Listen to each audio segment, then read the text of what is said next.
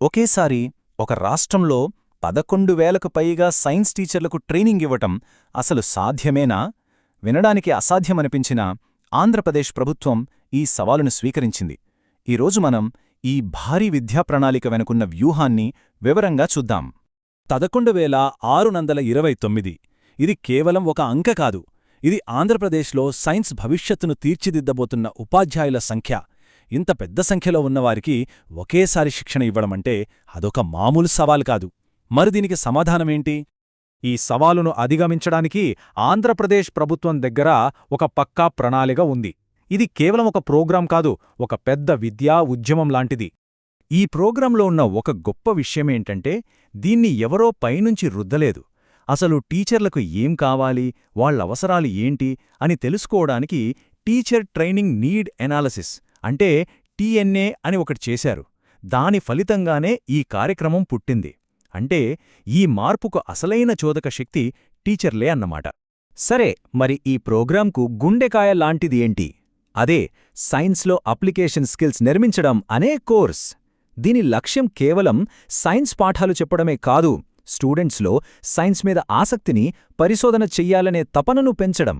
ప్రత్యేకంగా 9వ, 10వ తరగతుల టీచర్ల కోసమే దీన్ని డిజైన్ చేశారు.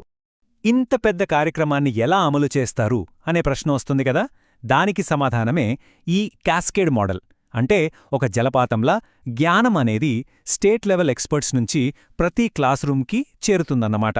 అదెలాగో చూద్దాం. ఇది అచ్చం ఒక జలపాతం లాంటిదే. మొదట స్టేట్ లెవెల్ నిపుణులు అంటే లీడర్షిప్ ఫర్ ఈక్విటీ టీం, జిల్లా స్థాయి ట్రైనర్లకు అంటే డిఆర్పీలకు శిక్షణ ఇస్తారు. ఆ తర్వాత ఈ డిఆర్పీలు మండల స్థాయి ట్రైనర్లకు అంటే ఎంఆర్పీలకు శిక్షణ ఇస్తారు. ఫైనల్గా ఈ ఎంఆర్పీలు వాళ్ల మండలాల్లోని టీచర్లకు నేరుగా గైడెన్స్ ఇస్తారు. చూసారా, ఇలా నాలెడ్జ్ అనేది పైనుంచి కిందికి ప్రతి ఒక్కరికీ చేరుతుంది. ఈ సిస్టంలో ప్రతి ఒక్కరి రోల్ చాలా క్లియర్గా ఉంటుంది. జిల్లా స్థాయిలో డిఆర్పీలు మండల స్థాయిలో ఉండే ఎంఆర్పీలకు గైడెన్స్ ఇస్తారు. ఇక ఎంఆర్పీలైతే వాళ్ల ఏరియాలోని టీచర్లకు ఒక సపోర్ట్ సిస్టంలా పనిచేస్తారు. సో ఇదొక చాలా పటిష్టమైన నెట్వర్క్ అన్నమాట. సరే, ఈ సిస్టమంతా బాగుంది, కానీ అసలొక టీచర్కి ఈ ట్రైనింగ్ ఎక్స్పీరియన్స్ ఎలా ఉంటుంది? వాళ్ళు ఎలా నేర్చుకుంటారు? ఇప్పుడు మనం ఆ జర్నీలోకి వెళ్దాం. ఈ ట్రైనింగ్లో మొదటి భాగం ఆన్లైన్ లెర్నింగ్. దీనివల్ల టీచర్లు వాళ్లకు వీలైన టైంలో, వాళ్ల స్పీడ్లోనే నేర్చుకోవచ్చు. ఇది వాళ్ల ప్రొఫెషనల్ డెవలప్మెంట్కు చాలా ఫ్లెక్సిబిలిటీని ఇస్తుంది. దీక్షా ప్లాట్ఫామ్ అనేది ఒక పెద్ద నాలెడ్జ్ హబ్ లాంటిది. ఇక్కడ టీచర్లు కష్టమైన కాన్సెప్ట్స్ను కూడా కాన్సెప్చువల్ వీడియోల ద్వారా ఈజీగా అర్థం చేసుకోవచ్చు. డెమో వీడియోలతో ప్రయోగాలను లైవ్గా చూడొచ్చు. అంతేకాదు, క్విజ్లు, టెస్ట్ల ద్వారా వాళ్ల ప్రోగ్రెస్ని వాళ్లే చెక్ చేసుకోవచ్చు కూడా. అయితే నేర్చుకోవడమంటే ఒంటరిగా చేసే పని కాదు కదా. అందుకే ఈ ట్రైనింగ్లో రెండో భాగం కొలాబొరేటివ్ లెర్నింగ్ అంటే అందరూ కలిసి నేర్చుకోవడం. ఇక్కడే టీచర్లు ఒకరి నుంచి ఒకరు చాలా విషయాలు నేర్చుకుంటారు. ఈ పీర్ లెర్నింగ్ సర్కిల్స్లో టీచర్లు వాళ్ల సక్సెస్ స్టోరీస్, ఫెయిల్యూర్స్ అన్నీ షేర్ చేసుకుంటారు. కొత్త టీచింగ్ మెథడ్స్ గురించి డిస్కస్ చేస్తారు.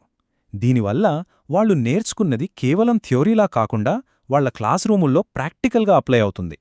మరి ఇంత పెద్ద సిస్టమ్ అంతా స్మూత్గా నడవాలంటే దీని వెనక ఒక స్ట్రాంగ్ సపోర్ట్ సిస్టమ్ ఉండాలి కదా. మరి ఆ సిస్టమ్ ఏంటి? దాని గురించి ఇప్పుడు తెలుసుకుందాం.